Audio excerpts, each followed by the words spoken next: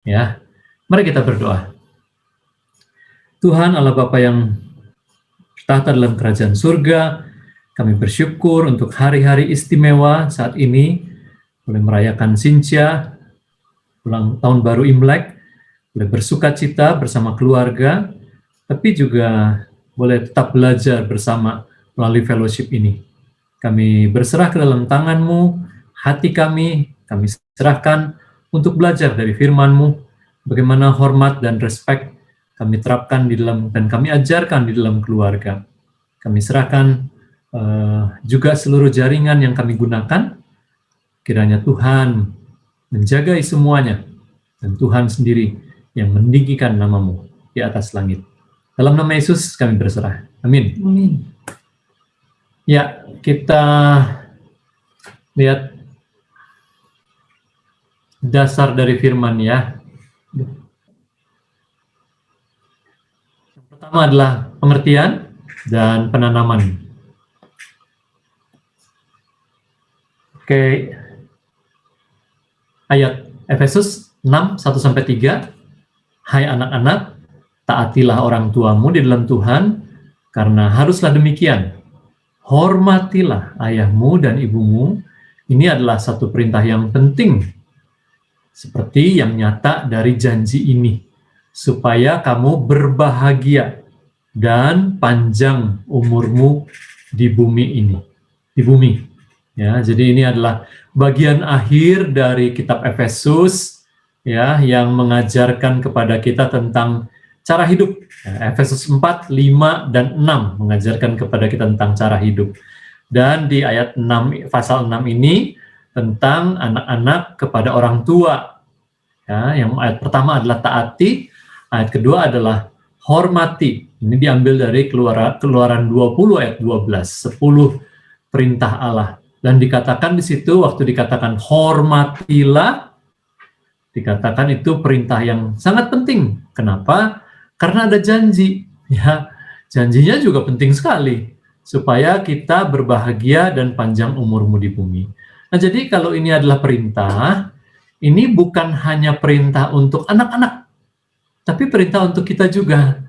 Kita yang harus tetap menghormati orang tua, ya, bagi yang masih memiliki orang tua, khususnya di dalam tahun baru Imlek, ya, ada kesempatan juga nanti bagaimana kita bicarakan di dalam masa pandemi ini, tetap menghormati orang tua, ya, supaya kita mengalami janji Tuhan, berbahagia dan panjang umur. Nah, dari situ kita melihat, ini kan karakter ya, definisi karakter hormat adalah merendahkan diri di hadapan otoritas yang ditetapkan Allah dengan sikap perilaku yang terbaik. Jadi, gimana itu honor, gimana itu hormat, adalah dengan cara merendahkan diri. Kepada siapa?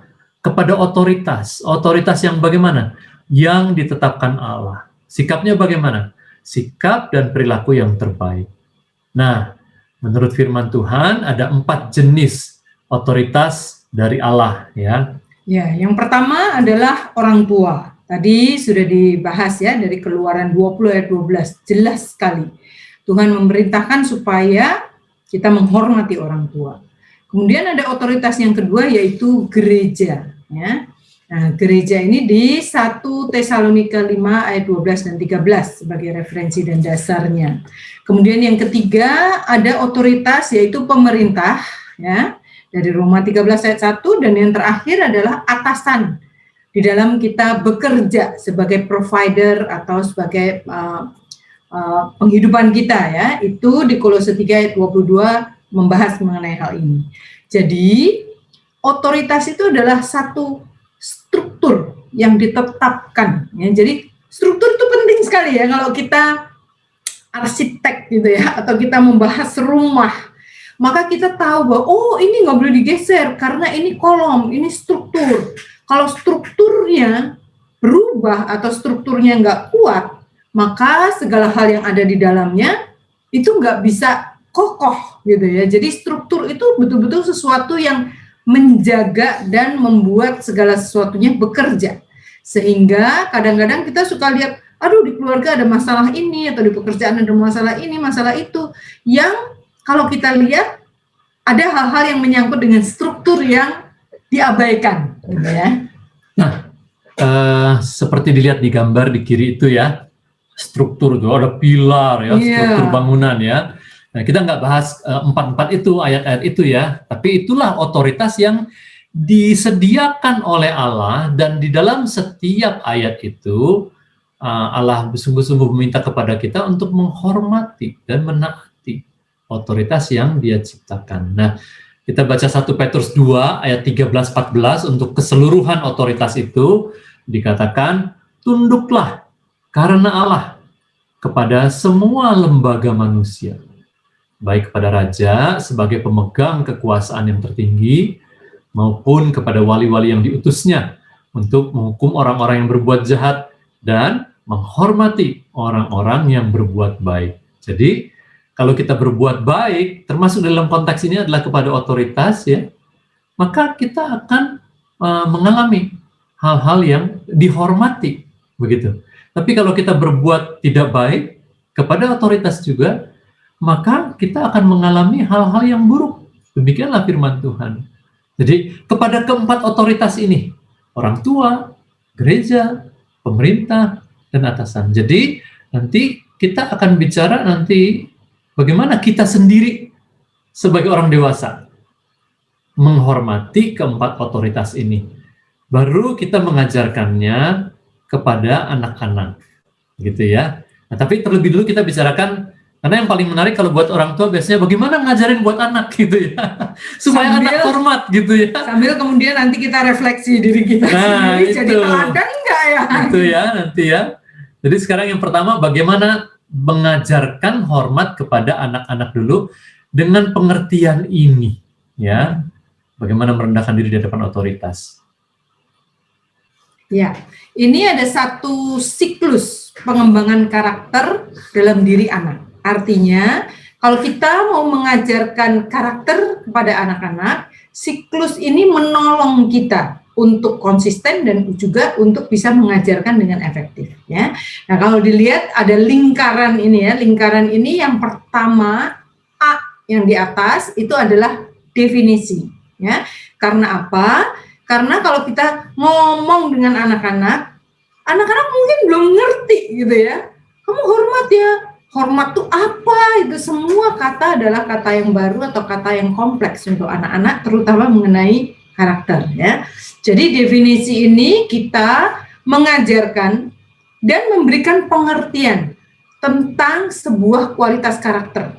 Jadi artinya apa sih kata hormat itu apa? Ya, jadi mereka bisa rephrase dalam kalimat yang sederhana yang didefinisikan. Nah, jadi definisi yang tadi merendahkan diri di hadapan Allah dan otoritas yang ditetapkannya dengan sikap yang terbaik. Nah, memang kata otoritas memang kurang dimengerti oleh anak-anak. Tapi nanti kita kasih contoh, otoritas itu apa aja. Tadi kan ada 4 ya.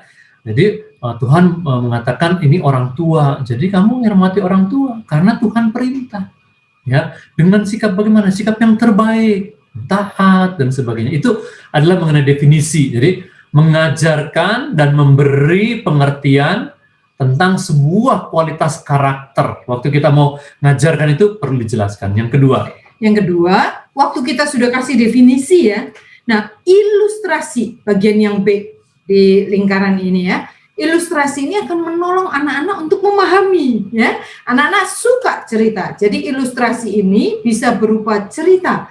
Apakah cerita dari Alkitab, tokoh seseorang yang menunjukkan karakter hormat tersebut, atau dari pengamatan kita sehari-hari ya, ada kejadian-kejadian. Lihat enggak, itu orang taat sama maminya. Maminya bilang begini, dia langsung, atau di sekolah, dari pengamatan sehari-hari, dari kejadian sehari-hari di rumah. Jadi cerita itu membuat anak-anak jadi paham definisinya, dikasih contoh berupa kisah-kisah ya, dari manapun kisahnya. Iya, dulu juga kami suka nonton sepak bola sampai sekarang ya. Ini nanti malam ada sepak bola nih, English Premier League. Saya nonton sama anak-anak yang cowok-cowok tuh, dari dulu, dari mereka kecil.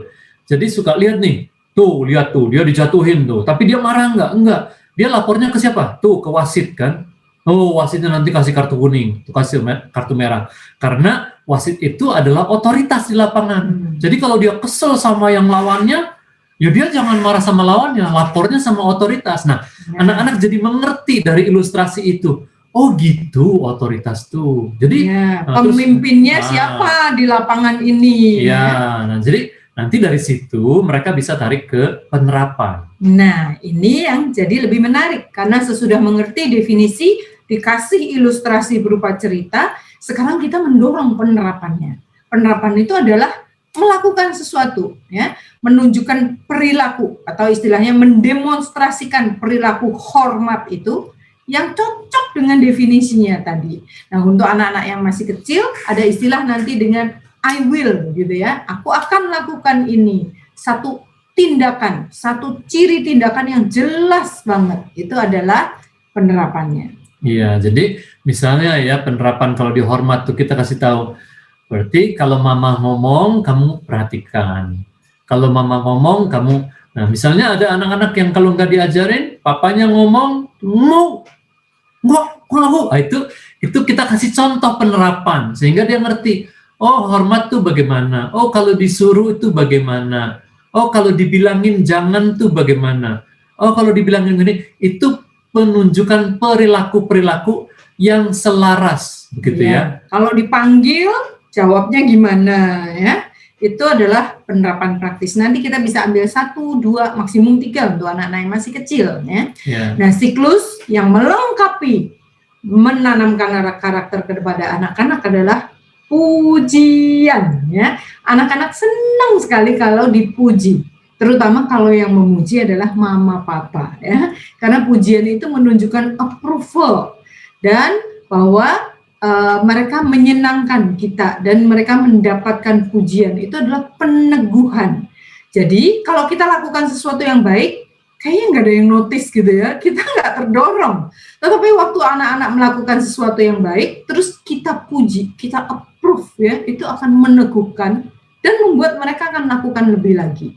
Jadi memuji itu dan memberi peneguhan atas perilaku anak itu betul-betul sangat-sangat membangun di dalam siklus untuk menanamkan karakter kepada anak-anak. Dan soal pujian ya, bukan anak-anak aja loh, remaja terlebih lagi.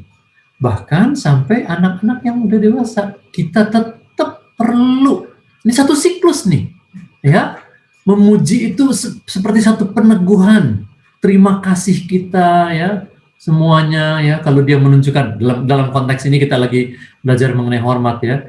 Nanti kalau kita puji, dia balik lagi, terus siklus ya, ke definisi segala macam, lebih lagi mereka melakukan, lebih suka melakukan, balik lagi ke definisi, balik lagi ke ilustrasi, balik lagi ke penerapan, itu semakin diperkaya dan semakin diterapkan dalam kehidupan mereka. Gitu ya. Kita sebut ini adalah cycle yang energizing gitu ya, kagak ada matinya kalau kita energize dengan siklus ini. Nah sekarang kita lihat dulu definisi bedanya antara honor and respect ya. Nah kalau di bahasa Indonesia orang cuma bilang hormat gitu ya. Nah kadang-kadang apalagi kalau Anda yang punya anak-anak yang lebih besar, suka bisa punya pemikiran atau anak-anak remaja, mereka bilang dia kan soalnya begini, kayaknya they don't deserve respect gitu ya. Tetapi kita mau memperkenalkan ada dua hal, yaitu honor dan respect. Nah apa bedanya dua hal ini? Di bahasa Indonesia sama ya, hormat. Nah honor dan respect, honor itu adalah kita menunjukkan penghargaan terhadap satu posisi atau kedudukan atau peran orang itu. Jadi bukan karena karakternya atau nggak masalah suka atau nggak suka, tetapi karena jabatan dia, posisi dia, peran orang itu yang akan menimbulkan keteraturan dan kita harus menunjukkan hormat. Dalam hal ini adalah honor. Misalnya ya, tadi kan kita bahas 4 otoritas, ya kan? Orang tua, udah jelas posisi orang tua itu harus mendapat hormat dari anak. Anak harus menghormati, itu perintah firman Tuhan. Yang kedua tadi adalah gereja, pemimpin-pemimpin kita di gereja, para hamba Tuhan, gembala, karena posisi itu, ya, bukan karena dia orangnya gimana-gimana. Itu honor. ya. Itu melekat pada posisi. Ketiga adalah pemerintah. Nah, kita bisa suka, bisa nggak suka sama pemerintah, tapi Roma 13 ayat 1 jelas mengatakan bahwa semua pemerintah itu ditetapkan oleh Allah. Jadi, misalnya habis pilpres, habis pilkada, wah kita membela ini calon yang satu, terus kalah calon itu, terus yang menangnya yang lawan kita sebel gitu. Waktu orang itu udah duduk di posisi itu, kita harus menghormati dia karena itu posisi, dan itu melekat pada posisi, kedudukan, dan peran. Itu honor, hormat. Respect dalam bahasa Indonesia juga respect, ya, itu berbeda lagi. Nah, kalau respect itu adalah penghargaan karena sikap, karena perilaku, karena pencapaian, karena integritas orang itu. Jadi respect itu you have to earn, kayak gitu ya, diusahakan oleh pelaku dan diberikan oleh pihak lain secara sukarela, gitu ya. Kita nggak bisa meminta seseorang, lu respect dong sama gua, gitu ya, kalau kita nggak mempunyai kualitas yang membuat pihak lain itu rasa menghormati kita.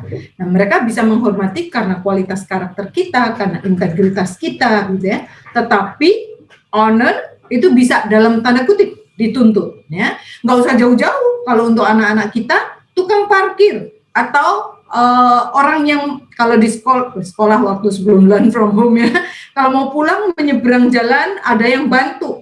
Bahkan anak-anak sekolah itu dia bisa pakai baju kayak Pak Polisi, bawa bundaran stop, bawa peruit, dia jalan, dia berhenti di tengah, tanda itu diangkat, prit, mobil berhenti. Padahal yang nyetop anak-anak, ya. Tetapi karena posisinya dia sebagai seseorang yang mengatur keteraturan lalu lintas, orang respect, ya. Nah, kalau struktur ini tidak dihormati, ya sudah jadi berantakan, jadi chaos, ya, jadi nggak ada keteraturan. Jadi ini adalah beda antara honor dan respect. Jadi kita bisa bilang, ya, kalau seseorang prestasinya tinggi, kita jadi respect. Kalau orang dia berhasil dalam bisnisnya, ya, dalam karirnya, ya, kita respect karena hal itu, begitu ya. Tapi tanpa hal itu di dalam posisi dia, kita harus memberikan hormat, honor itu. Tapi dua-duanya bisa saling pengaruhi, gitu ya. Orang yang nggak bisa direspect, gitu ya. Ini misalnya kedudukannya tinggi, begitu, tapi dia sikapnya, wah, kacau, begitu ya. Kata-katanya kacau, perilakunya kacau. Orang itu sering kehilangan respect. Nah, jadi kan orang bilang 11-12 tuh. Ya, jadi dia kehilangan honornya, padahal honornya itu nggak boleh hilang. Menurut perintah firman Tuhan, ya, saya juga susah tuh. Misalnya apa deh, pemerintah deh, gubernur apa begitu ya, yang bukan kita belain gitu ya. Aduh, terus melakukan hal-hal yang nggak bagus, gitu kan. Nah, kita susah, kita jadi nggak respect, tapi juga kita seringkali bablas, jadi nggak memberikan hormat, honor itu, begitu ya. Nah, itu adalah pengertian honor and respect. Sekarang kita hubungkan dengan parenting, dengan tahap parenting, ya. Mari kita lihat, ini yang sudah sering saya jelaskan, beberapa dari Anda sudah sering lihat ini, diagram ini, ya, diagram disiplin, umur-umurnya, training 6-12, coaching adalah 13-18, dan sahabat, ya. Dan lihat ini, kurva otoritas itu semakin menurun waktu umur anak-anak naik. Sebaliknya, kurva pengaruh semakin naik waktu umur anak-anak semakin beranjak naik, ya. Nah, jadi lihat ya, ini si otoritas ini kan nggak manteng gini, ya, tapi dia ke bawah, gitu. Waktu anak-anak masih kecil, otoritas kita tinggi, pengaruh kita kecil. Tapi waktu dia makin besar, otoritas kita kecil dan pengaruh kita tinggi. Jadi sekarang, apabila otoritas dan pengaruh dijalankan dengan baik seperti kurva itu, maka honor and respect dari anak akan terus ada. Nah, tapi sebaliknya tuh, ya, bila otoritas dan pengaruh tidak ditransisikan, ini kan ada transisi nih. Transisi, ini udah harus sesudah umur 12 ke atas ini, otoritas kita udah harus lebih kecil daripada pengaruh ya. Misalnya, jadi kalau otoritas dan pengaruh tidak ditransisikan dengan baik, maka honor and respect dari anak akan terpengaruh. Nah, misalnya otoritas dinyatakan dengan apa dalam hal ini? Otoritas. Ya, waktu anak-anak masih kecil kan kita menentukan ya, kapan mereka belajar, learn from home, nggak boleh pegang HP, sekarang boleh ya, atau segala macam aturan di rumah yang kita tetapkan, itu mereka perlu menghormati, ya, perlu mentaati. Dan kalau anak-anak masih kecil ditanya kenapa, kan mami yang bilang, atau karena papi suruh, karena papi harus, gitu kan, dan itu menunjukkan mereka respect atau menunjukkan honor karena otoritas yang tinggi waktu anak-anak masih kecil, ya. Tetapi seiring dengan pertumbuhan anak tersebut, maka pengaruh itu diberikan dengan teladan. Waktu kita kasih contoh bagaimana kita menghormati peraturan, bagaimana kita menghormati, bagaimana kita merespon orang di gereja atau terhadap guru atau terhadap siapapun, maka itu menjadi pengaruh yang anak-anak akan melihat dan mereka akan lakukan. Jadi bukan karena mami bilang, tetapi terhadap satu prinsip yang benar, satu prinsip yang kita pelajari dan berlaku untuk kita juga, gitu ya. Nah, sekarang saya balik lagi tadi ke pengertian honor and respect, ya kan? Honor kan karena posisi kita sebagai orang tua, harusnya anak itu hormat dan kita ajarkan, ya kan? Tapi kalau kelakuan kita sebagai orang tua, kan kita we have to earn respect from our children. Tapi kalau kelakuan, sikap kita, perilaku kita dan semuanya itu, kita nggak seperti orang tua yang diinginkan oleh firman Tuhan. Anak-anak itu jadi susah untuk respect. Dan bersamaan dengan itu, tadi kan 11-12 ya, bersamaan dengan itu sering anak-anak jadi nggak kasih itu honor itu, hormat itu. Kalau respect hilang, hormatnya seringkali juga hilang. Makanya caranya salah satunya adalah perhatikan ini, kurva ini. Ini teladan tadi dikatakan, pengaruh ini teladan. Kita betul-betul teladan kita nih. Kalau kita mau anak kita hormat kepada kita juga hormat kepada semua otoritas yang Tuhan tetapkan. Ya. Nah, sekarang kita lihat berikutnya. Nah, ini dia. Ya. Kalau honor itu adalah kalau masih anak-anak, ya ini kiri masih anak-anak nih. Itu adalah ketaatan. Bahasa Yunaninya di dalam Efesus 6 ayat tadi ya, ayat 1, itu adalah hupakuo, artinya berbaris di bawah kepemimpinan karena kewajiban seperti budak, seperti tentara, seperti anak ya, dan hal itu membentuk hubungan otoritatif. Otoritasnya tinggi kan? Nah, tapi kalau yang di kanan ini itu adalah submission, bukan obedience ya. Seperti Efesus 5 ayat 22 sampai 31 ya, istri tunduklah kepada suami, itu adalah hupotasso, berbaris di bawah kepemimpinan karena kesetiaan, kerelaan, dan hal ini memupuk hubungan saling percaya. Nah, yang namanya transisi, kita mau bawa anak tuh dari level ini waktu dia anak kecil, sekadar taat, ke level sukarela menyerahkan diri kepada kita sebagai otoritas. Ini harus ditransisikan. Bagaimana mentransisikan? Tadi itu bahwa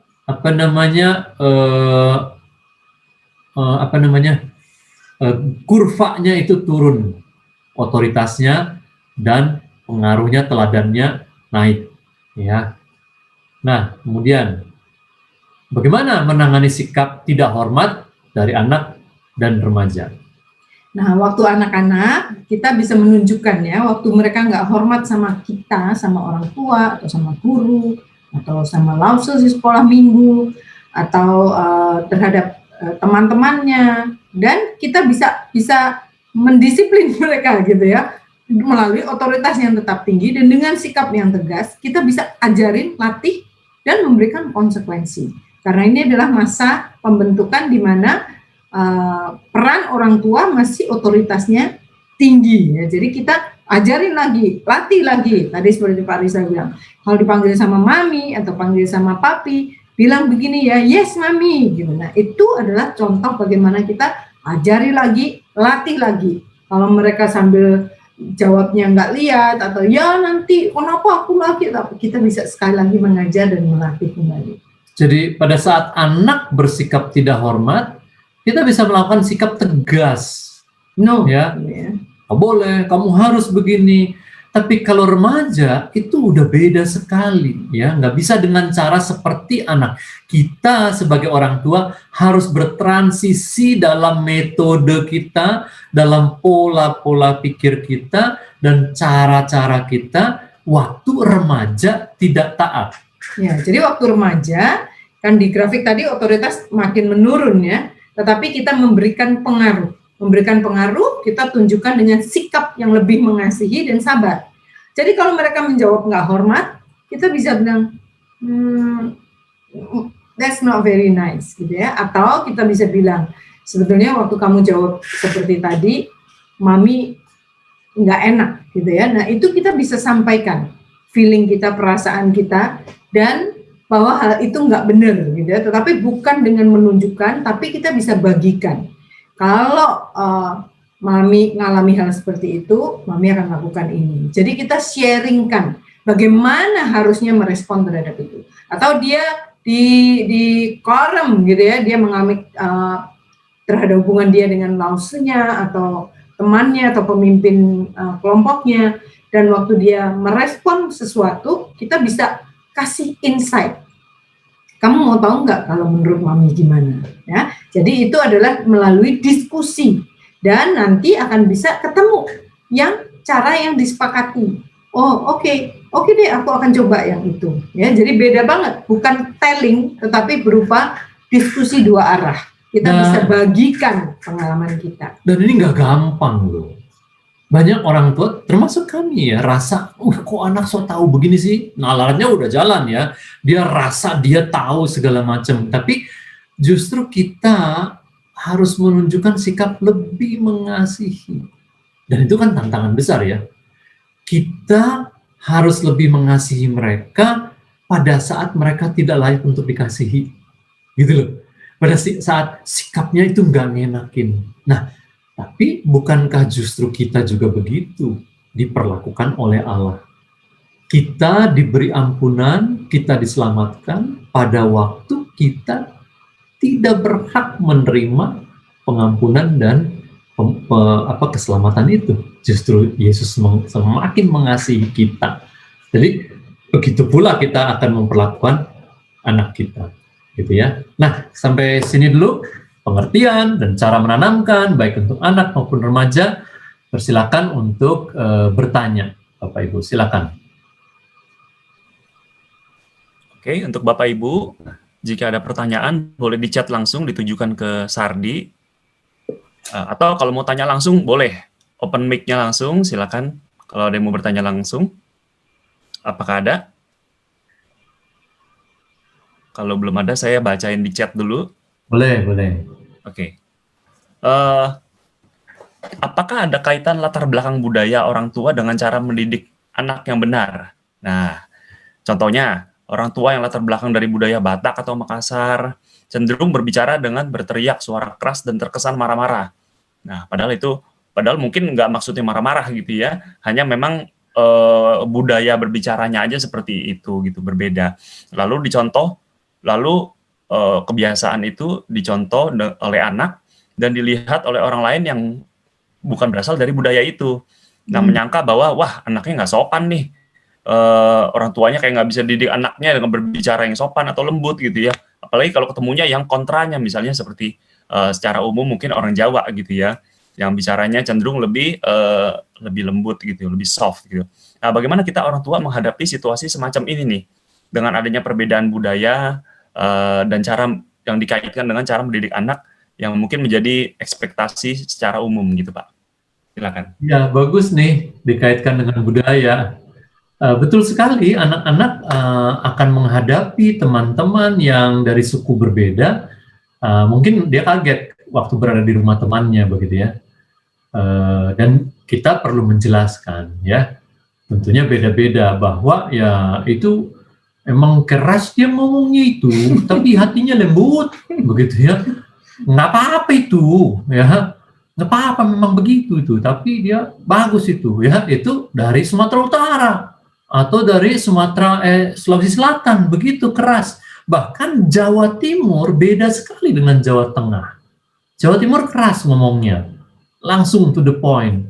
Tapi anak-anak kita justru akan diperkaya dari beda-beda budaya seperti itu, ya. Dan kita menjelaskan. Yang lebih sulit adalah yang terjadi antara perkawinan antar suku. Nah, itu lebih sulit. Beda suku antara suami dan istri. Itu langsung tuh nyata tuh. Misalnya si suami, ya tadi suami marganya apalah itulah ya, pokoknya ada marganya lah itu ya, gitu kan suaminya kan. Tapi istrinya dari Jawa Tengah gitu. Nah, itu seringkali beda. Dan itu yang, itu saya aja ya, saya dari Bandung, istri dari Surabaya. Istri lebih langsung-langsung. Saya lebih dibesarkan di keluarga yang nggak langsung-langsung. Saya harus menyesuaikan diri sampai kita ketemu satu equilibrium yang saling mengerti bahwa itu tuh dia nggak lagi marah gitu. Iya. Satu hal yang sederhana adalah waktu kita ke budaya yang berbeda, tentunya kita menyesuaikan dengan orang yang kita ajak bicara, menyesuaikan dengan orang yang dengan siapa kita berhubungan, gitu ya. Jadi ada tenggang rasa, gitu. Dan itu justru sekali lagi seperti Pak Rizal bilang memperkaya. Memang kalau udah bicara budaya bisa beda. Ada budaya yang kalau di budaya Chinese atau di Batak itu bahkan hormat itu ditunjukkan dengan panggilan ya. Ini apalagi Sinja kan, wah ini semua family tree kita kan rumit sekali ya. Panggilannya itu udah spesifik dan menunjukkan. Sementara di beberapa budaya mereka antar kakak adik panggil nama gitu ya. Semua mereka bisa, bahkan di budaya barat mereka nggak ada panggilan om tante, mereka bisa panggil nama. Di kantor bos juga panggil nama aja gitu. Nah jadi perbedaan budaya itu kita bisa tanya, dan biasanya kalau ada perbedaan budaya terus kita tanya, kamu maunya gimana? Nah, jadi kita mau menunjukkan bahwa orang lain, etika demi sesama ya, kita menghormati dia adalah bagaimana dia maunya. Kalau dia bilang, boleh nggak kalau aku begini nih caranya, nah apa yang dia sampaikan, dan kita berusaha untuk menunjukkan hormat melalui apa yang diinginkan oleh orang tersebut. Ya, jadi itu nggak apa-apa, jangan dikhawatirkan. Anak-anak akan belajar, ya justru kita menjelaskan. Bahkan dia bisa lihat di rumah bedanya antara papa dengan mama, begitu. Tapi setiap keluarga nanti punya satu standar tertentu soal itu. Tapi dalam ngomong soal hormat ya, enggak semua keluarga akan jadi lembut, baru itu dikatakan akan hormat, enggak gitu, ya. Warnanya bisa beda-beda. Begitu ya. Kemasannya beda, packagingnya. Silakan. Oke. Mungkin tampang security tapi hatinya Hello Kitty ya Pak ya, mungkin gitu ya. Boleh. Nah, ada juga nih pertanyaan yang begini nih Pak, Bu. Kita kan mau anak-anak kita respect, honor orang tua dong pasti gitu ya. Nah, tapi gimana caranya supaya mereka juga tetap kritis dalam mengecek kebenaran? Jadi nggak blindly respect and honor begitu aja gitu loh. Iya, bagus ya. Karakter kan ada banyak. Nah ini satu karakter dulu nih, hormat. Kita harus ajarin. Tapi gini, pada waktu kita ajarin karakter dengan benar, dia kebanyakan akan menerapkan dengan benar. Tapi yang namanya karakter kita nggak ajarin cuma satu, begitu ya. Jadi misalnya ada karakter lain, selalu tuh ada balancing karakternya. Namanya ada balancing. Ya, honor misalnya balancingnya adalah boldness. Ya, keberanian. Nah, keberanian itu adalah berkata atau bertindak benar apapun konsekuensinya. Nah, kalau anak-anak juga kita perlu ajarkan karakter keberanian ya. Di buku yang saya tulis Character Excellence itu juga dibahas ya karakter keberanian. Dan untuk membahas karakter keberanian, menanamkan karakter keberanian, kita ajar anak-anak untuk tadi seperti orang Sumatera Utara, seperti orang Sulawesi Selatan, seperti orang Jawa Timur gitu ya. Ya kalau ngomong ya ngomong aja. tapi dengan sikap hormat gitu, balik lagi. Nah, untuk si anak dari keluarga Jawa susah untuk berani, gampang untuk hormat. Untuk si anak dari keluarga Batak, nggak semua begitu tentunya ya, kita susah untuk hormat, gampang untuk berani. Nah, jadi kalau dihubungkan dengan kebudayaan tadi ya, ada budaya-budaya yang berbeda yang gampang untuk satu karakter tertentu, sulit untuk karakter lain, begitu. Jadi dihubungkan dengan pertanyaan ini pun sama, jadi demikian. Ya, balancing antara gas dan rem ya.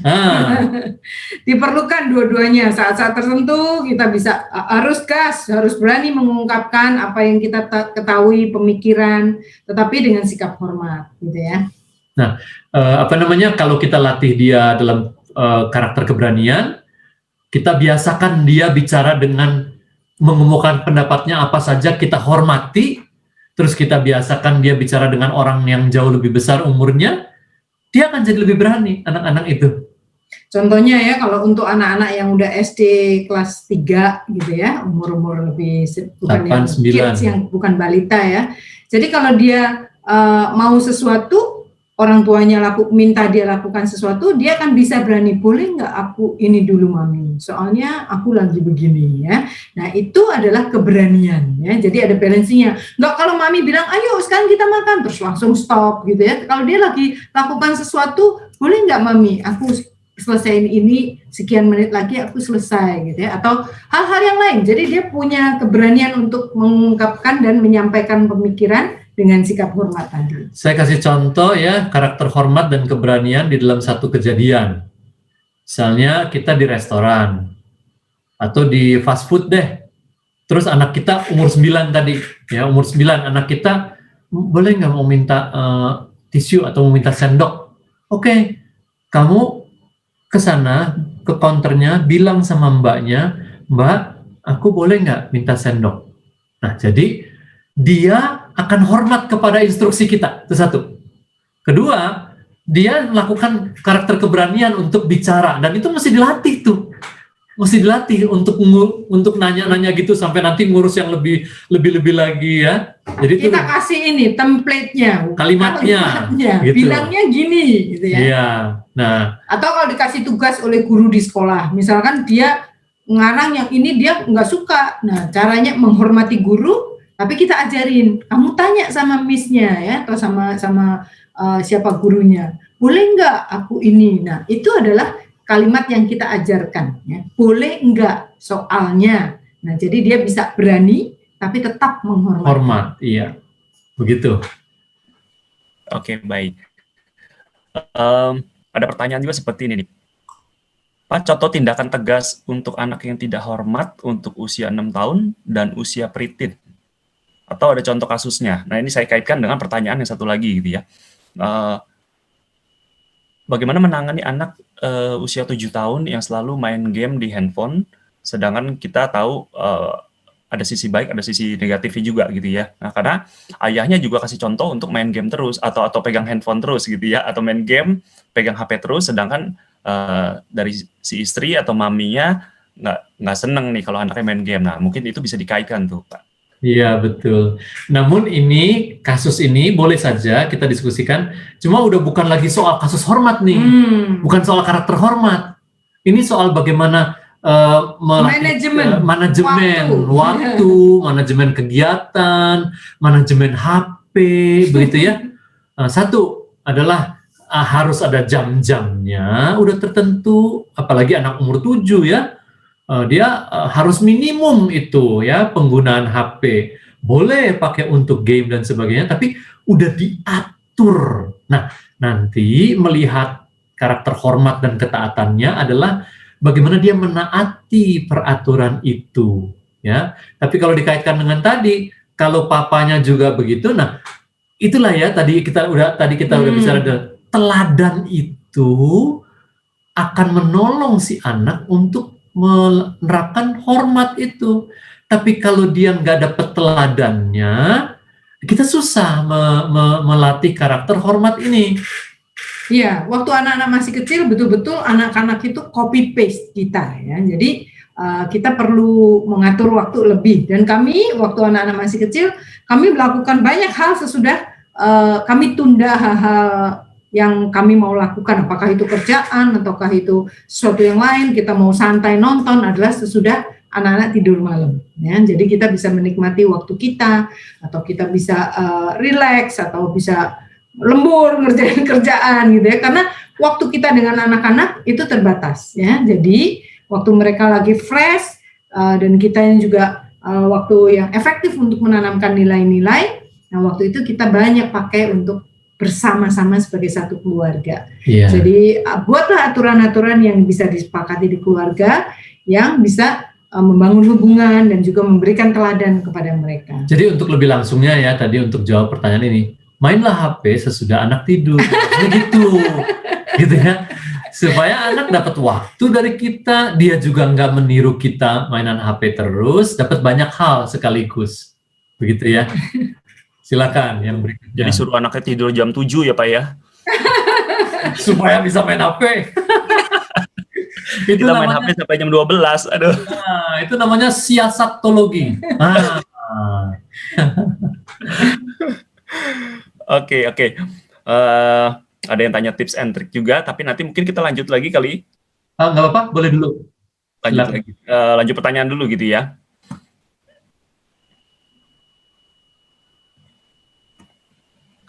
Kalau dipanggil nama anaknya, tapi tidak langsung direspon, apakah diawali dengan teguran dulu, lalu kalau tidak ada perubahan langsung ke konsekuensi atau hukuman?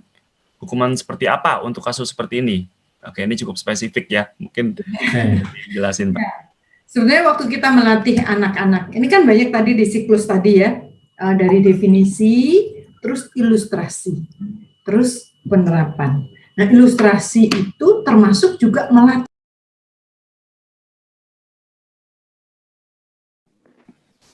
Pak, ke-mute Pak, Bu, ke-mute. Sorry. Ya. Jadi kalau kita melatih untuk anak-anak yang masih kecil, tadi di siklus kan ada ya, sesudah definisi ada ilustrasi. Nah, ilustrasi itu termasuk selain cerita tokoh Alkitab atau kejadian sehari-hari, termasuk juga kita melatih dia. Nah, melatih itu kalau di kantor namanya role play ya. Kalau kita ada training kan ada role play ya. Ada skrip, coba ngomong, saya pura-pura jadi customer yang marah-marah, kamu yang handle-nya gitu ya. Demikian juga dengan anak-anak. Kami dulu pakai waktu anak-anak masih kecil, kita bilang main-main ya. Ayo kita main-main. Sekarang pura-pura di kamar ya, kalau udah malam ngumpul sebelum doa atau ayo sekarang kita mau main-main ya. Kalian ngobrol-ngobrol, kalian baca-baca. Terus nanti kalau mami panggil namanya, kamu lari ke mami, bilang yes mami gitu ya, terus lihat mami. Nah, itu adalah role play. Jadi kita latih, tapi berupa main-main, dan di waktu yang nggak ada kejadian apa-apa. Lagi damai sejahtera, gitu ya. Lagi non-konflik, nggak ada konflik. Jadi sering-sering merole play. Jadi anak-anak ini tahu apa yang kita harapkan. Ya. Sebelum kita betul-betul sudah melatih mereka, maka waktu mereka nggak merespon atau nggak jawab atau ini, maka kita ingetin lagi. Ingat nggak kemarin kita main-main? Kalau mami panggil gimana? Jadi berupa nasihat dan mengingatkan. Dan itu akan menolong ya. Tapi kuncinya adalah role play. Dan anak-anak senang sekali kalau itu berupa main-main dulu. Dan berikutnya masih di dalam siklus tadi, kan lihat penerapannya sama pujian. Maka kalau sudah role play tadi, terus sekali waktu besoknya dia langsung nurut, wah kita harus langsung puji, good job gitu ya. Wah mami seneng banget atau papi seneng banget, ini kamu kalau dipanggil langsung, waduh hati papi seneng banget. Terus malam-malam kita bawa dalam doa bersama, Tuhan terima kasih hari ini, sebut dia nama dia, hari ini Ansley betul-betul hormat sama papi. Waktu dia dipanggil, dia langsung jawab, langsung datang, langsung terima kasih Tuhan, karena Tuhan yang buat hati Ansley jadi seperti itu. Kami berdoa supaya besok-besok Tuhan terus pimpin Ashley kayak begitu. Terus kita doain juga, adiknya juga supaya gitu, adiknya lagi juga supaya gitu. Itu mempengaruhi anak-anak. Jadi ingat, sesudah ada ilustrasi, ada penerapan, kita harus awas pada setiap penerapan yang bagus.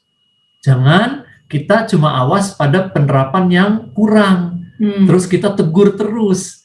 Buat anak jadi sesuatu yang nggak menyenangkan hal-hal itu. Tapi satu aja berhasil, kita puji. Gitu. Jadi kalau kita terapkan siklus tadi ya, yang lingkaran tadi, makin sering kita muter di siklus itu, maka nanti koreksinya akan makin turun. Ya, karena anak-anak diingatkan, diteguhkan, diajarin, diteguhkan, sehingga koreksinya akan makin turun. Iya, waktu kita kita puji, kita menyebut lagi definisinya. Kita sebut lagi, hormat adalah merendahkan diri di hadapan otoritas yang ditetapkan oleh Allah. Tuh kamu ya hari ini, kamu tuh udah liatin karakter hormat, karena kamu begini kepada papi. Wah, papi senang sekali. Begitu memuji. Dan itu akan menolong mereka untuk bertumbuh dalam karakter ini. Mengenai disiplin, tampaknya kita tunda dulu di sesi yang lain. Karena bagian kita untuk menerapkan siklus ini banyak-banyak dulu ya. Nanti akan ada waktunya harus perlu jadi kita nggak bicara soal apa hukuman sama konsekuensinya. Iya, kita mau lebih banyak mendorong. Jadi ilustrasi, penerapan, pujian. Ini bagian kita dulu ya. Oke, satu lagi pertanyaan. Oke. Kalau berkaitan itu kan kadang-kadang kan yang terjadi pada prakteknya atau di lapangan adalah mungkin waktu itu terjadi, waktu misalnya contoh kasusnya waktu kita panggil tapi dia nggak mau nurut gitu ya, atau dia nggak mau mendengarkan gitu. Apakah kita, maksudnya praktisnya gimana tuh Pak Bu? Maksudnya apakah itu berlaku semesti semacam yang tadi role play tadi itu, apakah berlaku untuk anak-anak dan juga pritin gitu misalnya, dan juga yang kedua pada waktu kayaknya waktu kejadian di lapangannya kayaknya nggak sebanyak itu waktunya gitu. Kayaknya waktu misalnya dipanggil Sade gitu, begitu nggak nurut dengerin, kayaknya kita nggak ada waktu untuk menjelaskan lagi gitu, kita maunya langsung instan gitu loh Pak. Biasanya ya kita mau mereka langsung turut gitu, tapi di saat itu nggak terjadi sesuai yang kita mau, under dan respect itu, apakah kita harus ngurut dada aja dan let it go, nanti lihat nih ya nanti ya gitu, atau gimana nih Pak mestinya nih? Jangan ngurut dada, nanti dada kita makin tipis. Oh iya. Betul, pertanyaan ini adalah waktu ada konflik, pas kejadian mesti diapain. Tadi yang saya jawab adalah sebelum kejadian ya, siklus itu. Karena sebenarnya kami betul-betul ingin supaya siklus itu kita lakukan bagian kita dulu. Tetapi kalau udah kejadian nih konflik ya, tergantung. Kalau anak-anak masih kecil ya, di bawah 5 tahun, kita bisa gendong, angkat, duduk ini pangkuan, terus liatin. Mami tadi panggil, jadi jawabnya gimana? Jawab yes mami. Coba kamu jawab yes mami. Jadi kita bisa ambil, lalu kita lakukan satu tindakan supaya dia lakukan yang kita ajarkan. Tapi kalau untuk anak-anak pra-remaja dan yang sudah remaja, biasanya kita bisa berupa mengingatkannya, bisa nggak berupa kata-kata, tetapi kita bisa datang ke dia, ya. Terus kita sampaikan, pegang pundaknya gitu. Mami mau minta tolong. Sekarang ini. Jadi kamu sekarang apa? Minta dia repeat after, gitu ya. Kalau untuk anak yang sudah pra-remaja lebih besar, jadi kadang-kadang dia nggak jawab karena matanya lagi nggak di kita, gitu ya, lagi di screen atau dia lakukan sesuatu. Jadi mendingan kita datang, gitu ya, terus tap shouldernya, terus dia akan nengok, apa mami mau kamu, jadi kamu apa? Nah, minta dia repeat after. Dan sesudah itu, oke. Nah, kalau anak-anak yang lebih besar, mereka nanti akan bisa lebih jawab. Boleh nggak mami? Aku nanti habis ini selesai. Karena kadang-kadang kita nggak tahu apa yang sedang dia kerjakan, gitu ya. Tapi bisa berupa interupsi. Kita datang, terus sama lah kalau kita suami istri atau di orang kantor ya. Kalau diminta lakukan sesuatu kok belum diserahin ya, terus kita knock-knock kan di kamarnya. Can I talk? Boleh nggak aku ngomong sebentar aja, gitu ya. Terus kita bilang, mami tadi bilang ini, atau saya tadi minta ini, belum, kapan bisanya? Gitu ya. Jadi kita treat dia berupa diskusi, pertanyaan, dan bisa sepakat. Nanti boleh nggak Mami, nanti aku lakukan sesudah ini selesai. Oh, oke, gitu ya. Jadi waktu ada insiden atau ada kejadian, ada konflik, maka kita perlu lakukan sesuatu. Jadi kita nggak diem aja, atau kalau diem aja kayaknya kita mentolerir gitu ya. Padahal ada sesuatu yang harus dilakukan. Maka itu tadi dibilang bahwa kita harus makin sabar dan makin mengasihi, begitu, untuk di anak-anak pra-remaja dan remaja. Kalau enggak, kecenderungannya apa dari kita? Langsung ngomel. Waktu anak misalnya enggak respons sesuai dengan keinginan kita. Nah, waktu semakin banyak omelan, anak-anak semakin enggak hormat. Semakin susah dia untuk respect dan hormat. Oleh sebab itu, tadi kalimat itu penting banget tuh, semakin mengasihi. Waktu dia enggak dengar, kita suruh apa, kita bagaimana cara mengasihinya. Tadi dikatakan, kita tetap tenang, kita datangi dia, terus yang tadi itu semua. Itu penting banget. Kalau enggak kita akan marah-marah sepanjang hari. Begitu ya. Oke, satu lagi. Oke. Pak, Bu, bagaimana mengajarkan anak untuk membedakan otoritas orang tua dan kakek nenek jika yang diajarkan oleh kakek neneknya berbeda dengan yang diajarin sama orang tuanya? Oke, Wah, ini lebih berat ini. nih, kasus lebih berat nih, tapi nyata. Iya. Nah, di kita kalau kita masih bersama orang tua atau orang tua yang tinggal bersama-sama dengan kita karena kita menjaga mereka, memang ini istilahnya ada dual authority, ya, ada otoritas ganda gitu ya. Dan anak-anak tahu mana yang lebih menyenangkan dia, yang lebih menguntungkan, dia akan ikutin saya gitu. Kata ama boleh gitu kan. Nanti kalau ama nggak boleh, kata papi boleh. Jadi mana yang lebih untung, lebih cuan buat dia, lebih enak gitu ya. Nah, di dalam otoritas ganda atau ada anak-anak bisa lebih milih ke sana atau kemari, maka kita bisa diskusi dengan orang tua kita, gitu ya, bahwa kita bilang ke mama kita, ke orang tua kita, bahwa kita lagi ajarin anak-anak untuk ini, gitu ya. Jadi saya lagi kasih tahu, jadi seperti suami istri sebenarnya, anak-anak kan antara mami papi juga bisa. Kata mami boleh, gitu ya, papi nggak boleh. Kita yang harus check and recheck, gitu ya. Kalau ada, oh kata papi tadi boleh. Nah, kalau gitu sebelum kita memberi izin, kita cek dulu, gitu. Kita cek dulu dengan pasangan kita untuk tadi kamu disuruh sama mami apa? Oh aku semua kata mami nggak boleh, ya udah nggak usah. Kalau mami bilang nggak boleh, jangan tanya papa ya papi, gitu kan. Demikian juga dengan oma opa yang di rumah, kita bisa diskusi untuk ada beberapa hal. Kalau anak kita, si cucu ini nanya ke oma opa, nah kalau nggak terlalu yakin, minta dia untuk kamu tanya mami papi kamu, atau nanti ama tanya dulu ya kalau mami papi lagi nggak di rumah.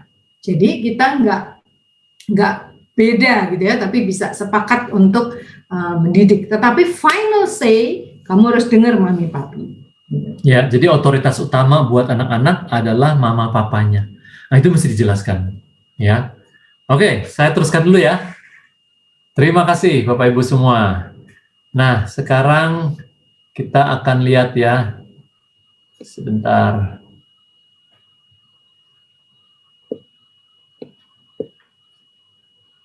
Ya, saya akan share screen lagi.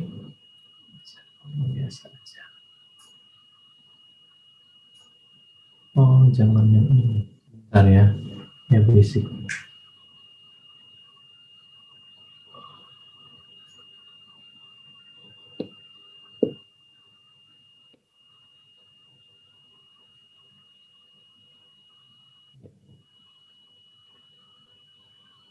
Ini sudah kelihatan ya?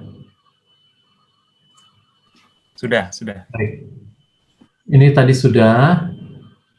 Jadi kita harus bertransisi begitu. Sekarang kita akan game dulu sebentar. Game, cuma 2 menit gamenya. Perhatikan baik-baik ya gamenya ya. Perhatikan baik-baik. Silakan.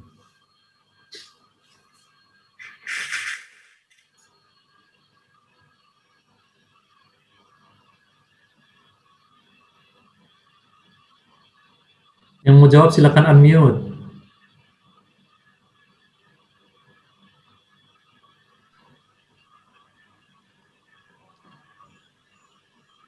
Unmute yang bisa jawab.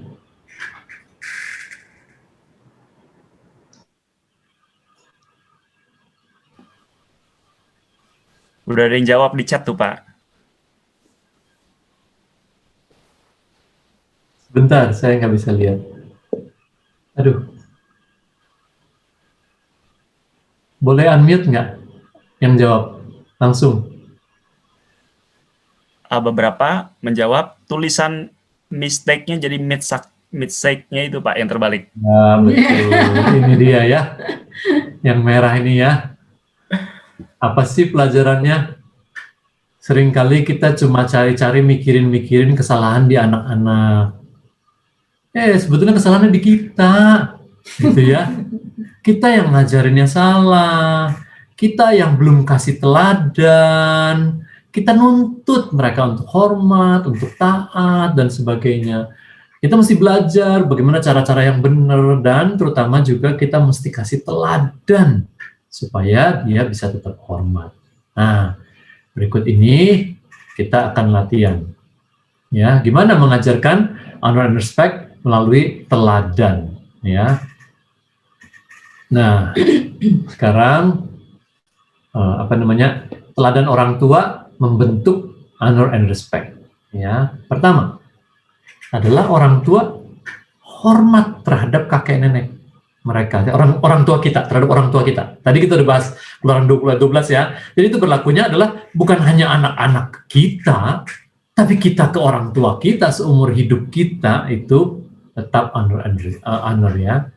Yang kedua adalah kita menunjukkan saling hormat dengan pasangannya, karena anak-anak bisa melihat bagaimana cara kita bicara, bagaimana cara kita memperlakukan pasangan kita, apakah kita menunjukkan hormat. Ya, kalau mami-mami secara praktis kita tahulah di rumah hal segala macam yang harus dikerjakan, sehingga kadang-kadang kalau anak-anak bilang aku mau tanya papi ini atau apa, nah kita sering ngekat dengan menunjukkan nggak usah lah, papi mah nggak tahu yang ini, gitu ya. Nah itu adalah ucapan-ucapan yang tidak menunjukkan hormat atau membuat anak jadi bingung, gitu ya. Kata papi ini, papi mah nggak tahu yang ini. Nah itu adalah contoh bahwa kita perlu mendemonstrasikan, menunjukkan teladan untuk kita menghormati ya pasangan kita. Ya, yang berikutnya adalah hormat orang tua kepada mitra pendidik, sekolah, guru sekolah minggu, pelatih di tempat les. Bagaimana kita memperlakukan mereka, terutama kalau ada masalah sama anak kita di sekolah. Apakah kita hormat sama mitra? Itu mitra loh ya. Nah, guru sekolah minggu juga ada banyak orang tua yang seperti menitipkan anaknya di sekolah minggu, berharap anaknya bertumbuh dalam imannya hanya di sekolah minggu ya, dan sebagainya. Dan yang terakhir adalah kita hormat orang tua, hormat orang tua atau kita kepada otoritas lain, gereja, pemerintah, atasan. Ini penting sekali karena semua empat ini akan menumbuhkan budaya hormat di keluarga kita. Yang kalau anak-anak ngalamin terus, maka dia akan melihat, oh papi hormat tuh sama guru, berarti aku juga harus hormat sama guru. Oh papi hormat tuh sama polisi, aku juga hormat. Tapi kalau papi misalnya nyumpah-nyumpahin terus polisi, nyumpah-nyumpahin gubernur misalnya ya, nyumpah-nyumpahin menteri kesehatan terus, jadi juga tahu, oh gitu begitu. Jadi itulah teladan ya. Dan ini adalah ngomong soal internal yang kiri, di rumah, di keluarga inti di kita, dan dia bisa lihat jelas sekali. Sedangkan yang kedua adalah eksternal, begitu ya. Jadi ini di dalam kehidupan di dalam rumah dan di luar rumah, apakah kita sebagai orang tua membudayakan, menerapkan, sekaligus meneladankan sikap hormat itu, yang kalau kita memang demikian, anak-anak akan jadi lebih mudah menghormati ya. Nah,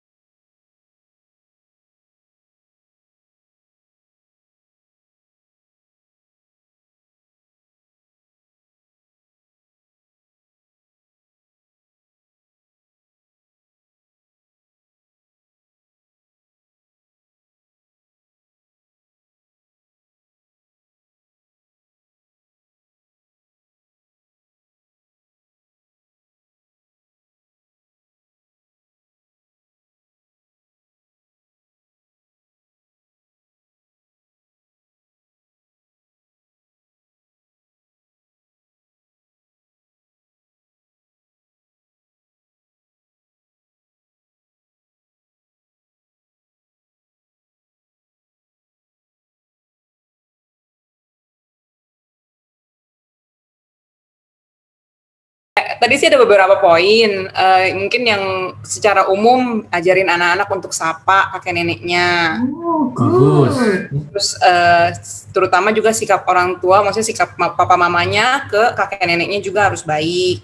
Jadi kalau kita sopan mungkin terapin yang umum sih ya, kayak bisa say please, say thank you.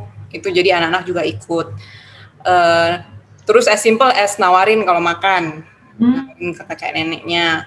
Dan mungkin sekarang kita kebanyakan fokus video call ya. Jadi kadang-kadang anak-anak lagi mengerjakan sesuatu ya diminta stop dulu untuk bisa fokus komunikasi dengan kakek nenek. Itu aja sih. Bagus. Fit call tuh bagus ya, apalagi kalau aku ngamas di luar kota, tuh sering fit call tuh menunjukkan gitu hormat tuh, memperhatikan gitu ya. Bagus. Yang negatifnya ada? Yang jangannya? Tadi cuma ada interesting point, kalau dilihat ketika kakek neneknya memanjakan, biasa anak-anak itu justru malah kurang menghormati. Observasinya tadi dari dalam grup sih. Oh gitu ya. Jadi ketika kakek neneknya bisa mungkin menerapkan semacam disiplin, juga anak-anak cenderung lebih bisa respect juga gitu. Bagus juga sih. Bagus, jadi nggak ngikutin apa yang nggak nyusahin orang tuanya gitu loh. Bagus. Terima kasih kelompok 1 Bu Kristi ya tadi ya. Kelompok 2 silakan pasangan. Siapa jubirnya? Saya padahal menunjuk Pak Somad, tapi Pak Somad tidak mau ini. Apa nggak mau dia? Aklamasi. Mungkin Pak Somad tidak ada pensil di sebelahnya ya. Iya, kalau yang positifnya ya, waktu saling mengoreksi itu bahasanya harus baik dengan pasangan gitu, dan di waktu yang tepat dan tidak di hadapan anak-anak. Bagus. Gitu. Kemudian waktu mau mengoreksi anak gitu, pasangan jika ada perbedaan tidak berdebat di depan anak. Tetapi tetap satu suara waktu di depan anaknya gitu. Bagus. Kemudian pasangan bisa memberikan tanda pelukan, pujian, bermesraan gitu di depan anak gitu, dan berdoa bersama di depan anak, memberikan contoh teladan gitu. Bagus. Yang negatifnya ada tadi? Yang negatifnya ini tidak berantem di depan anak atau tidak berbicara dengan nada yang tinggi di depan anak. Terus kemudian tidak berbicara tentang kejelekan pasangan di depan anak atau di depan orang lain yang kita anggap dekat lah istilahnya. Bagus. Terus tidak membalas pasangan dengan menggunakan kata-kata yang tidak baik atau nyinyir gitu. Bagus. Oke. Bagus. Terima kasih kelompok 2 ya Luna ya. Tadi juga zaman medsos ya. Jangan sampai kalau lagi kesel sama pasangan, terus diposting di medsos, terus nyindir. Ada loh yang nyindir pasangannya di medsos. Nyindir, nggak negur tapi nyindir gitu. Misalnya apa sih kalimatnya lah ya, pokoknya kalau ini mengertilah daku gitu ya. Kamu itu bukan orang pengertian banget gitu. Dia nggak ngomong itu buat suaminya, tapi kita tahu gitu. Aduh, ini istri menggunakan medsos buat itu. Mesti bikin apps untuk berdua dulu ya, jangan pakai medsos begitu. Oke, bagus. Kelompok 2, kelompok 3 silakan. Siapa jubirnya? Oke, silakan. Siapa nih, Jonita? Ya, halo sore Pak, Bu. Ya, dari kelompok 3 tadi kan yang eksternal ya Pak ya, untuk yang ke mitra pendidik ya. Kalau untuk yang contoh teladannya, di sini kita sepakat pastinya untuk ke guru-guru sekolah minggu, guru sekolah mereka, anak-anak kita maksudnya, dan juga di tempat les. Jadi kita memang, bahkan saya juga selalu mengajarkan pada anak saya selalu untuk memberikan salam. Saat mereka baru mulai akan masuk ke sekolahnya atau ke sekolah minggu ataupun ke tempat lesnya, dan pada saat selama proses belajar mengajar juga dengar-dengaran dengan guru-guru pendidiknya, dan pada saat sudah selesai dari pulang sekolah harus bilang terima kasih, meskipun mungkin tetap harus kita bina ya, kalau anak-anak masih di bawah umur usia balita kan ya, harus tetap diingatin gitu. Lalu kalau untuk contoh yang negatifnya, untuk negatifnya sih sebenarnya kita tadi ada satu case kejadian dari sharing dari teman di sekolah kita yang jadi salah satu anak muridnya ini dihukum dengan cara berdiri, dan itu menjadikan orang tuanya kayak kesel ya ke pihak sekolahnya, jadinya pihak sekolah itu dituntut gitu. Dan ini kan secara memberikan contoh kepada anaknya sendiri yang dihukum ini bahwa ya itu nggak baik ya, jadinya akan memberikan kurang respect dirinya kepada tim pendidik yang di tempat di sekolah gitu. Itu sih Pak yang tadi sempat sharing di kelompok kita. Bagus. Terima kasih Janita ya. Jadi saya sendiri dalam pekerjaan sebagai konsultan yang mendampingi sekolah-sekolah Kristen, beberapa sekolah Kristen mengalami ya orang tua galaknya setengah mati. Orang tua Kristen, kalau udah ada masalah dengan anaknya di sekolah, gitu ya. Nah ini jangan sampai, kita mesti hormat supaya anak-anak kita juga tetap menghormati guru dan jangan lupa mendoakan bersama di keluarga, mendoakan gurunya anak-anak. Miss ini lagi sakit, gitu, supaya dia bisa ngajar dengan baik, dan semuanya. Doakan guru sekolah minggu, doakan guru les, itu membuat anak-anak makin hormat ya. Dan kalau ada masalah, tentunya boleh bertanya kepada sekolah, tapi dengan sikap yang hormat. Bukan dengan protes, apalagi demo-demo, atau nuntut, apalagi bikin rusuh di WA grup orang tua. Itu banyak tuh contoh-contoh tuh di sekolah Kristen, gitu ya. Kita jangan ya begitu ya. Terima kasih. Kelompok 3, kelompok 4 yang terakhir, kelompok 4 silakan jubirnya siapa? Kelompok 4, monggo.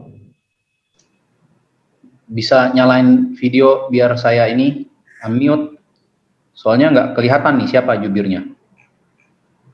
Oh ini, yes, Sani, silakan. Oke. Silakan unmute. Ya. Halo Pak, Bu.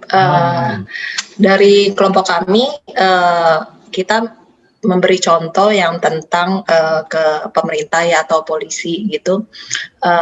Kita mulai dari yang negatif dulu ya. Jadi kalau misalkan ketemu sama polisi, ditilang polisi gitu, jadi kitanya sendiri juga nggak kasih contoh yang jelek, misalkan dalam hati atau di dalam mobil pas polisi yang ngedeketin gitu, kitanya udah jelek-jelekin polisinya gitu. Padahal ada anak di dalam gitu.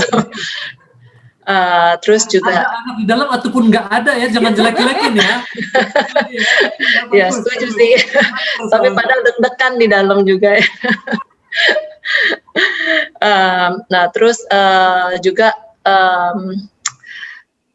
kalau rambu lalu lintas gitu kan, kalau udah mau merah ya udah kita berhenti, kasih contoh.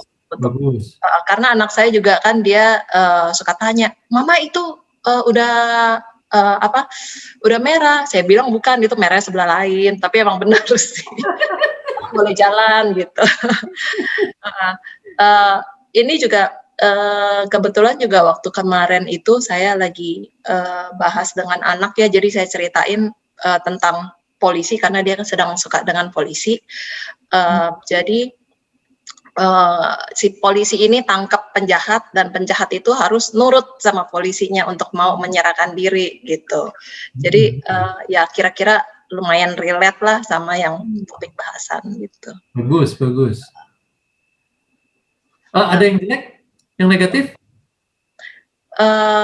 Yang negatif kan yang tadi Pak, yang polisi. Oke. Gitu ya. Wah, terima kasih. Mantep nih ya.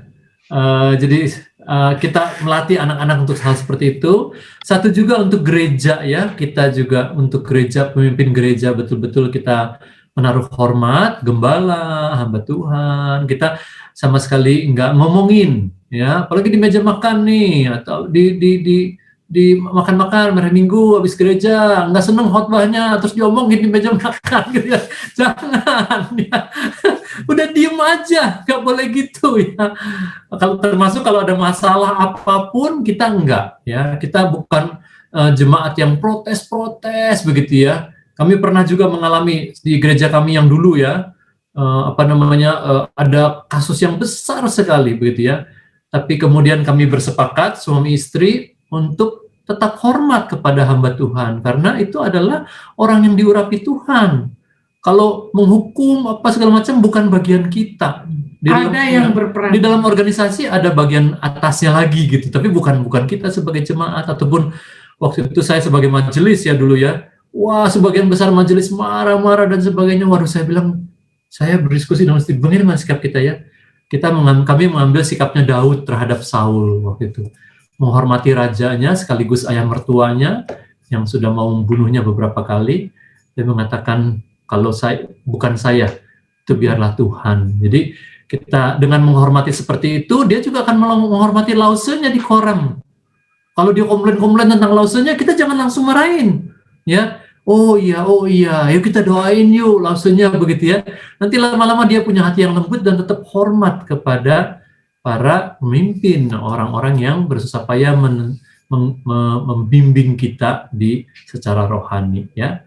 Jadi baik, itu semuanya kita bersyukur dan jangan lupa kita menerapkan terlebih dahulu hormat kita kepada 4 otoritas itu ya, orang tua kita, gereja, pemerintah, dan apa tadi? Kok jadi lupa? Pasangan. Aduh, jadi lupa kelompok 2 tuh ya. Dan atasan, begitu ya. Dan dengan itu kita bisa mengajarkan kepada anak-anak bagaimana hormat dan kita selesai dan nanti saya akan mengirimkan melalui Helena ya, seperti biasa ya, langganan ya. Materinya nanti PowerPoint-nya nanti saya kirimkan. Jadi Bapak Ibu Anda bisa mempelajarinya semua. Baik, selamat role play. Selamat role play. Saya kembalikan kepada siapa nih? Sardi ya. Iya, MC-nya. Terima kasih. Iya, terima kasih Pak Rizal, Bu Rina. Mungkin berarti kita langsung ke ada pengumuman sedikit ya. Oh, ada pengumuman. Oke, silakan Helena.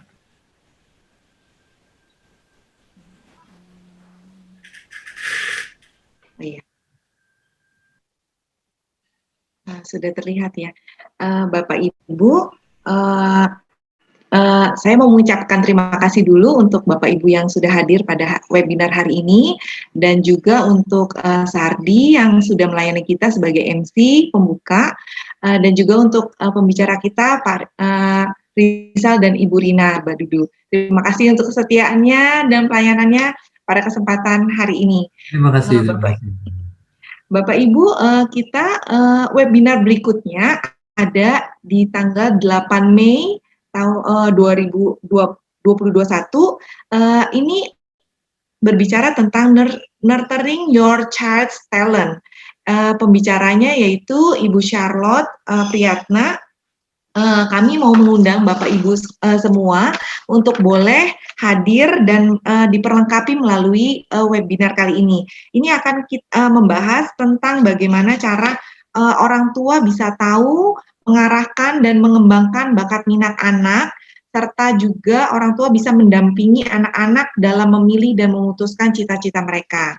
Nanti flyer dan pengumuman akan kami sebarkan melalui kebaktian umum dan juga melalui grup sekolah minggu. Ya, terima kasih. Kemudian untuk Bapak Ibu yang berjemaat di GKI Greenfield, jika memiliki anak yang usia sekolah minggu, boleh bisa mendorong dan mendampingi anak-anak untuk ikut dalam ibadah sekolah minggu besok secara online maupun juga Zoom jika ada kelas-kelas bersama Lause dan teman-teman mereka, sehingga mereka anak-anak boleh tetap mendapatkan komunitas di dalam gereja kita. Iya, terima kasih. Apa ada kata-kata dari Pak Jonathan?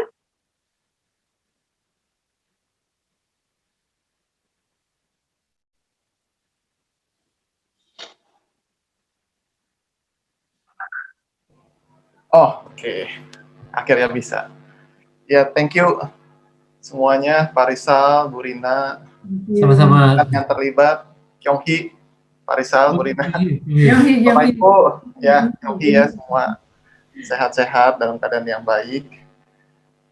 Saya berterima kasih untuk hari ini boleh ada seminar dan webinar yang sangat baik.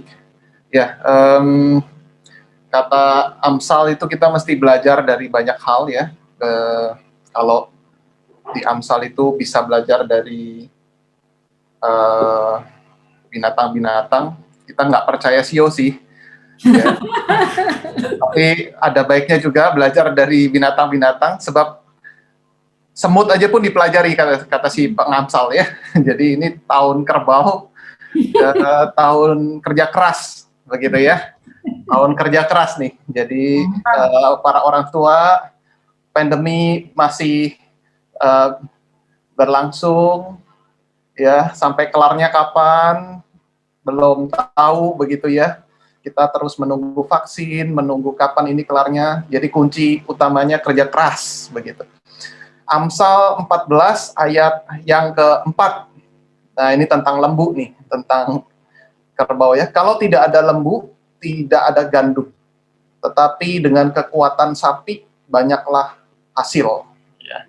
Kekuatan sapi atau kerbau banyaklah hasil ya. Mungkin kita ini kerja keras, hasilnya nanti nih.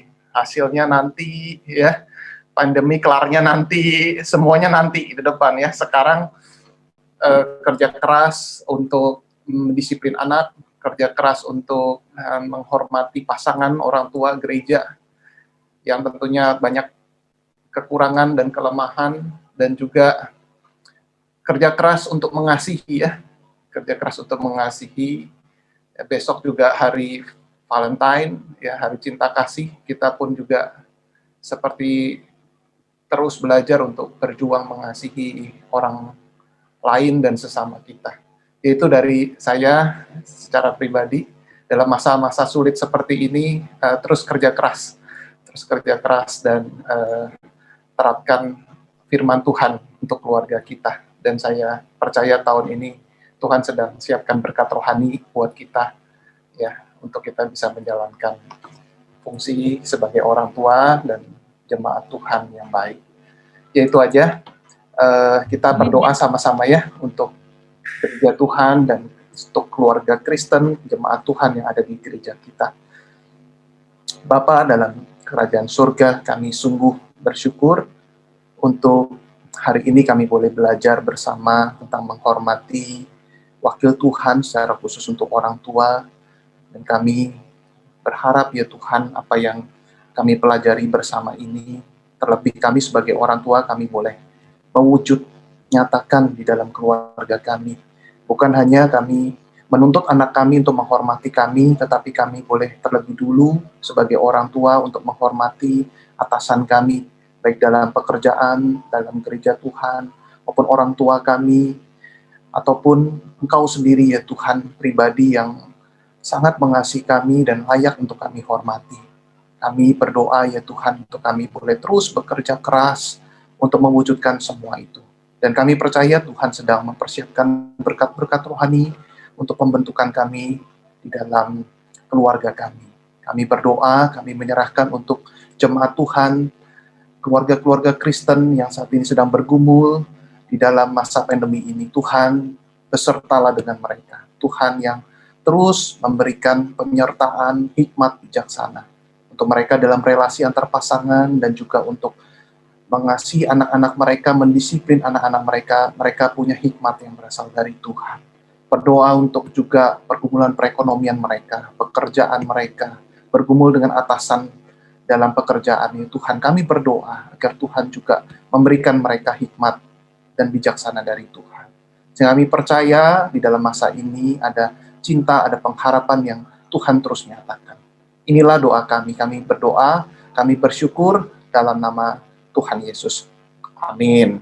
Amin.